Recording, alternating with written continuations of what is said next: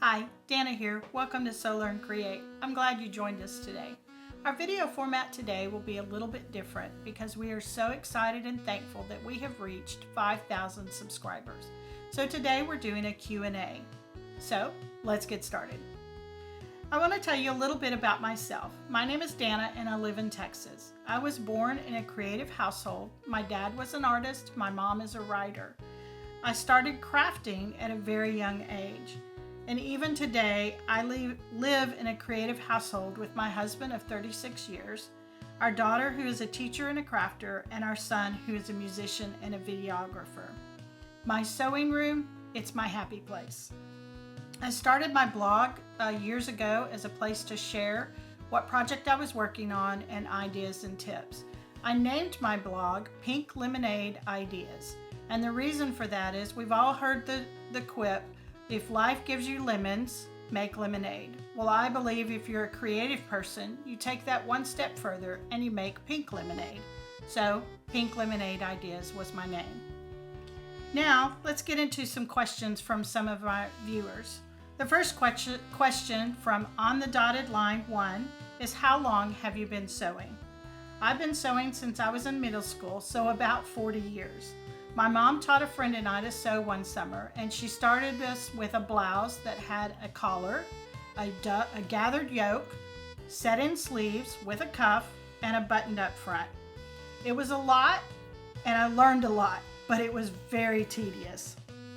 I spent years after that sewing clothing and home decor items, but I was always frustrated with the clothing because I never could get them to fit right. When my children were very young, I joined a quilt group with some friends at church, and we learned and taught each other how to quilt. And I learned a lot from sharing those tips and ideas and just the process of sewing with other people. So I encourage you, if you sew, to find a group to sew with. You'll learn an enormous amount of stuff. Then about 10 years ago, I started teaching sewing lessons and classes at my home, and I teach kids and adults. It was a fun way to encourage others to start their sewing journey. During the pandemic in 2020, our son and I were at home. My husband was an essential worker, so he was able to go to work every day, but my son and I were stuck at home. My son and I were both in education. I worked in 2 school libraries, and my son worked and taught private percussion lessons. My librarians asked me to record myself reading some children's books so they could post it for the students' reading time from school. And I asked my son to record me because that was just easier. After we finished the read alouds, my son said to me, "Mom, you've been talking about starting a YouTube channel for years. Now is a good time." So I said, let's do it. We began those first videos in my then tiny sewing room in our house, and we did projects that were simple, useful, and didn't require a lot of supplies. I believe every person is creative in some way, and my desire for this channel is to share my love of the creative arts with others and provides projects that are useful and can be completed with simple supplies and just a little bit of time. Life is very busy, but you need to take time to start and enjoy your creative journey. My favorite thing to hear when I'm teaching a student is when they finish a project and they say, "Hey, I did it." I love that sound of someone else saying, "Yes, I can do this." So I encourage you to just start someplace. Now we'll get into some questions from viewers, and they're based on specific projects that we've done on the channel, and I'll put a link for all those videos in the description below. Debbie Diaz 6569 asked about the Quilted Heart project. What type of batting did you use? And I use warm and natural cotton batting, mostly because that's what I have and I use in my quilts, so that's what I have a lot of laying around my shop. Any type of low loft batting will work for that project. You just don't want it to be a high loft, which is thicker, because it just makes the project too puffy. You want it to be kind of a low loft batting. And Nashuri 9635 asked about the Quilted Heart. Wouldn't it have been easier to sew everything onto the batting and then cut it out instead of using the paper? You could certainly do that. I use the paper because as a beginner, that paper helps stabilize those strips. If you're using scraps, sometimes those are on the bias and it's a little harder, so it helps stabilize that process. But you could certainly sew it directly to the batting and skip the whole paper section if you wanted to. Neva Fitzgerald, and I'm sorry if I mispronounce your name. I'm not good at that. I never was at school and still haven't learned to be that good at pronouncing names. Neva Fitzgerald asked about the shower curtain ring ornament. What did you do to the unfinished side of the snowflake so it doesn't x-ray? So in the video, the back of my snowflake was brown and the front was white.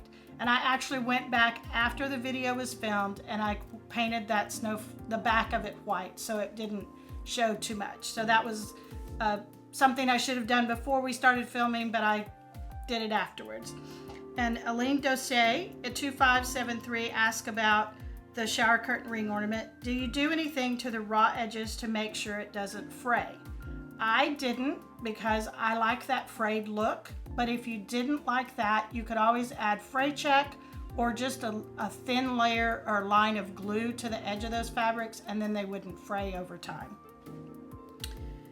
Gundi8343 asked about the key fob, or she actually suggests you could use a plastic needle or a wool needle that would help the threading through the top of the key fob. I was having trouble in the video of getting the cording back up through the top, and a plastic needle, which are usually those big ones that a lot of times will come in kids kits, then that's a great idea.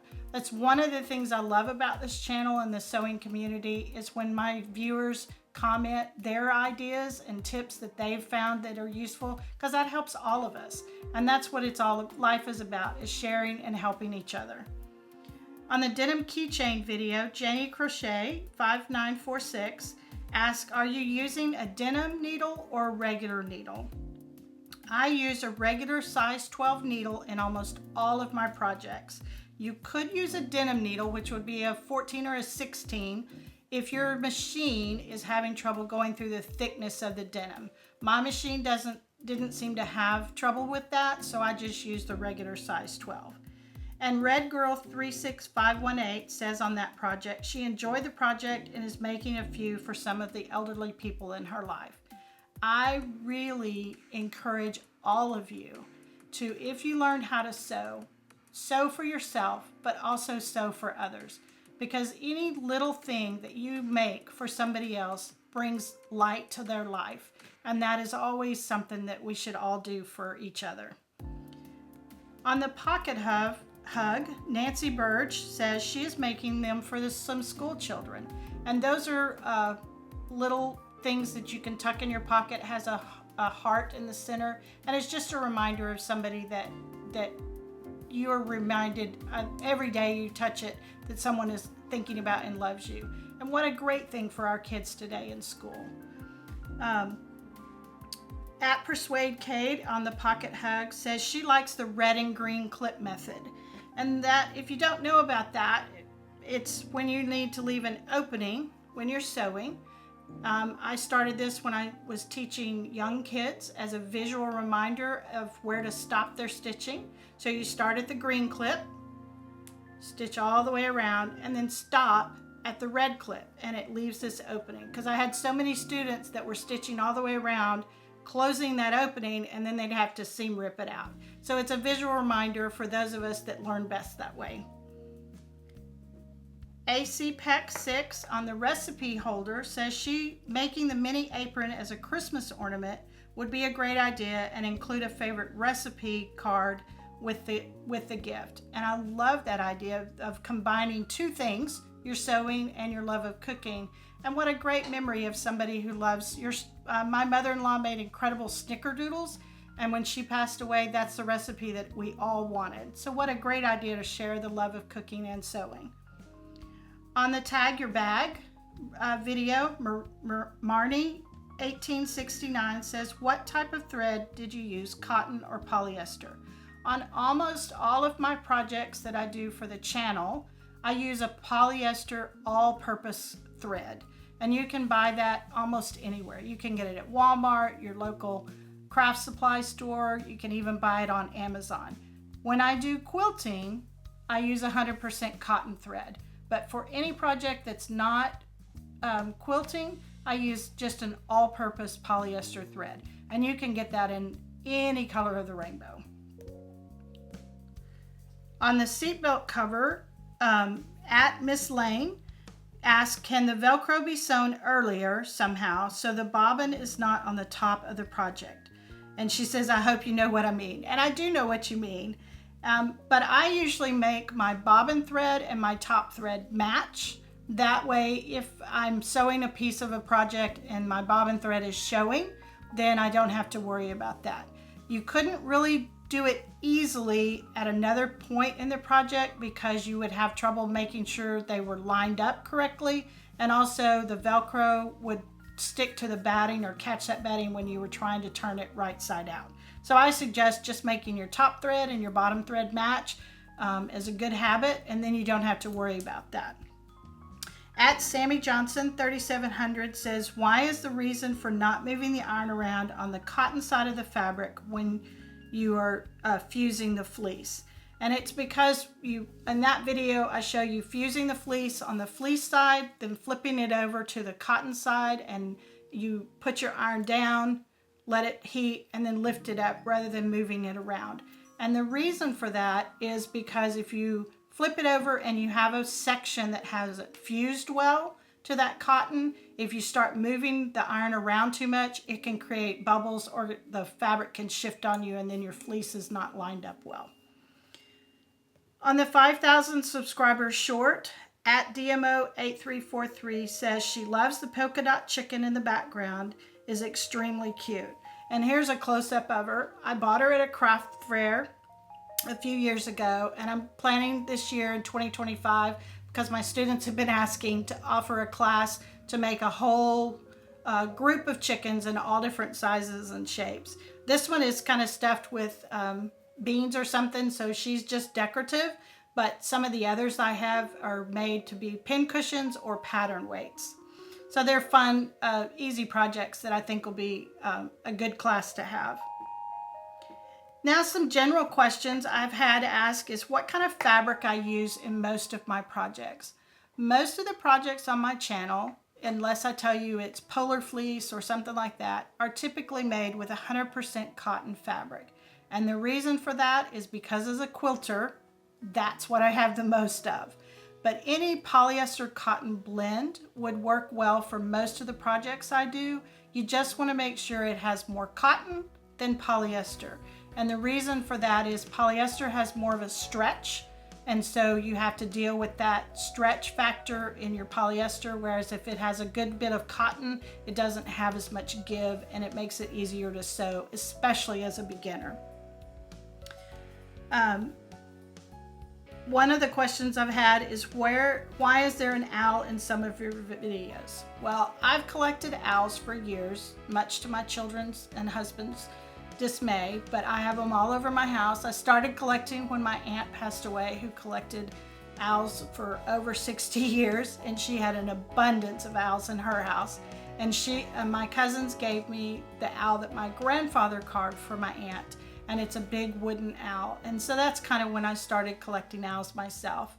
And so my son said it would be fun if we added an owl or used an owl sometimes in the video, just because it's something that I love.